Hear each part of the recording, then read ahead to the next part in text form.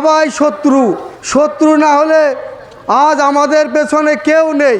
ভোটের জন্য সবাই আপনাকে বাবা বলবে, আপনাকে সবই বলবে, কিন্তু আমার রাসূলে পাক, আমার ইসলাম, তাদেরকে নিয়ে কটূক্তি করলে, মসজিদে গিয়ে ঢুকে ঢুকে মারবো বললে তারা কিছু বলে না। কেন বলে না? তাদের ভোট ব্যাংক কেটে দেবে তাই। তাহলে তাদের ভোট ব্যাংক কেটে দেবে তাই তারা কিছু বলে না। তাহলে আমরা কি তাদের গোলামি করব? আমরা তাদের গোলামি করতে আসিনি। আমরা গোলামি করব আল্লাহ পাকের, তার রাসূলের গোলামি করব।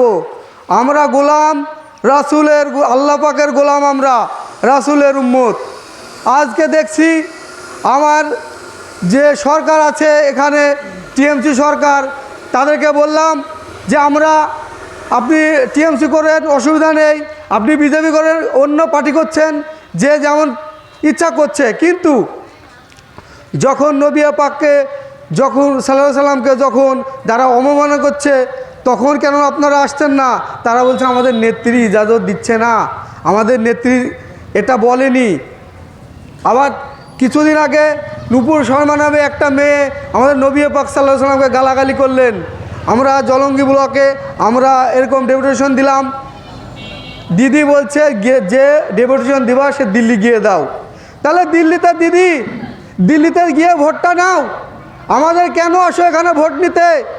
তুমি দিদি মোদি এক, এটা মানুষের বুঝতে আর বাকি নয়। আমরা নবী পাকের সাল্লাল্লাহু আলাইহি সাল্লামের সঙ্গে আছি, থাকবো।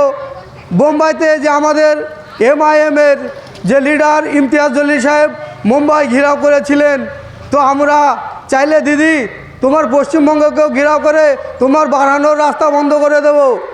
এটা আমরা বলতে চাই।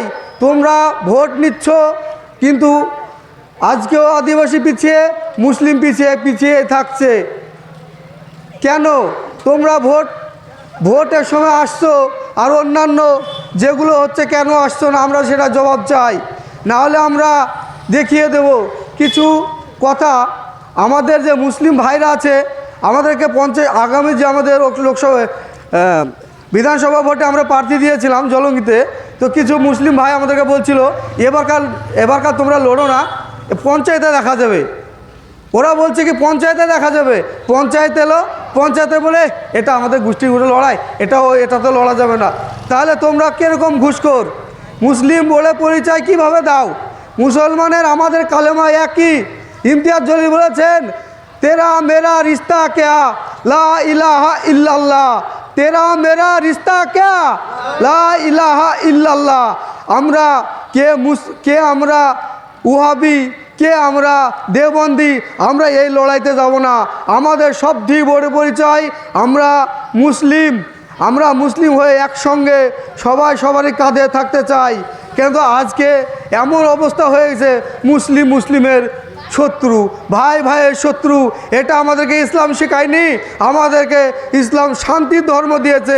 শান্তি লাগিয়েছে ওই বুনো খবিশগুলো, যে বিজেপি করছে, যে টিএমসি করছে। এই বুনো খবিশগুলো আমাদেরকে ভাইয়ে রক্তাক্ত। আপনি থানাতে যাবেন, ওই বদমেশগুলো আপনাকে ভালো একটা পরিষেবা না দিয়ে তোকে ভাই হয়ে তোকে কেস করেছে, তুইও করে দে। ও বলবে তো চাচা হয়ে কেস করেছে, তুইও করে দে। এইভাবে আমাদেরকে তারাই ধ্বংস করছে।